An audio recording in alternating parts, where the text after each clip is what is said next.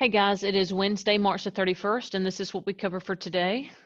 So for review, I asked the class this question. What is another term for a venture capitalist? Remember, your venture capitalist, that's like the show Shark Tank, where you bring your business idea to 4 or 5 potential investors. You share with them what you want to do. You ask them for a chunk of change, so maybe $20,000, $100,000, whatever. And then they'll say, yeah, sure, we'll give you $100,000 in exchange for maybe 20% of your profit. So another term for venture capitalist is an angel. Yeah. All right, and then equity. So equity is when you have an asset. So it could be land, a house, some other form of property, maybe it's a beach house, and you've been paying on that asset for a few years. Each payment that you make on that asset builds up equity. So those little payments are added up to give you a chunk of money that you can use, maybe to put a down payment on another piece of property, or to buy a car, or to send your kids to college. So the amount of money that you've been paying on that loan is considered to be equity. So equity is the part of an asset, a house, or a piece of property that you actually own. The bank owns part of it, and then the part that you own is called equity. And then your last question for today. When you finance your business opening with debt from a bank, this is called a loan. So debt from a bank is a loan.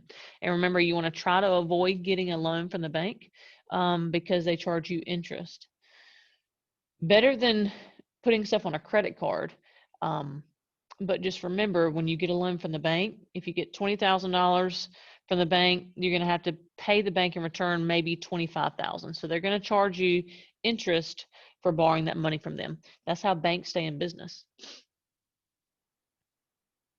All right, new stuff. We're continuing with types of business ownerships. Today we looked at a sole proprietorship. So a sole proprietorship, single, sole, is when a company is run by only one person and they run the business by themselves. Now they may have employees under them, of course, but the control of the business is in the hands of this one person. And all you got to do to start your sole proprietorship is just to start selling stuff. That's it. You can start babysitting, and that will actually start your business for maybe a daycare. If you're into clothing, maybe you could buy some plain shirts and hats and decorate those clothing items and then sell them. You're starting your business.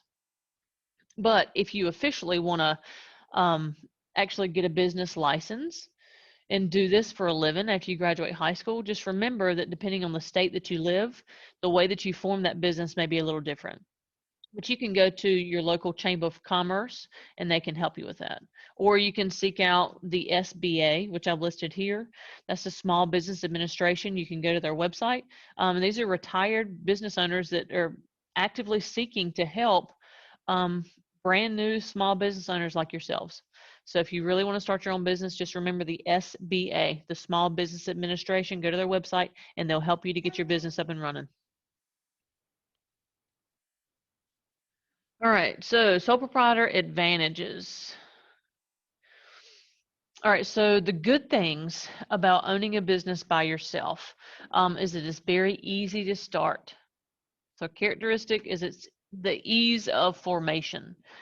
So like I said before, let's say you wanted to sell masks. All you got to do is to start designing, sewing, creating your own masks, and then selling them. You can sell them to your friends, to your family. If you want to use a platform like eBay, maybe you could go to different stores and ask them if you can sell your masks there. So it's very easy to start your own business. Another advantage is that the owner has complete control. You make all the decisions for your business. So if you want to sell black mask, white mask, purple mask, pink mask, multicolored mask, that's your choice. If you want to sell different size masks, if you want to close your store at 5 o'clock, if you want to have somebody help you, that is your choice. And you also get to keep 100% of the profit. So let's say that this mask costs you 10 cents to make. So the supplies, the time, the material, whatever, costs you 10 cents. If you sell this mask for $1, the profit's going to be 90 cents. Because you got to take what you made, your income, minus your cost of your supplies, which was 10 cents.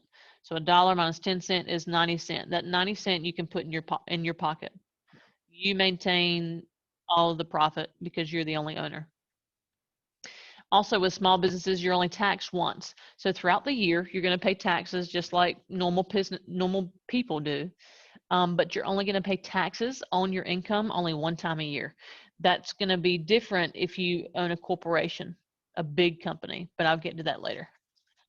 And then your last advantage, I think this is the last advantage. You can offer virtual services. So, PayPal, Cash App, those are all really cool things to use now, especially since we're in the electronic age. You guys can use virtual services to help speed up and help increase the efficiency of your business. All right, disadvantages. All of the pressure is on you as a business owner. So with that being said, all that startup material, so your laptop, your car, your time, your energy, your money, that's all on you. So your capital is limited. That's why most people start their business out of their own house, because that's what they own. They don't have this plethora of materials that they can use to start up a business, because most small business owners start out small, i.e. small business.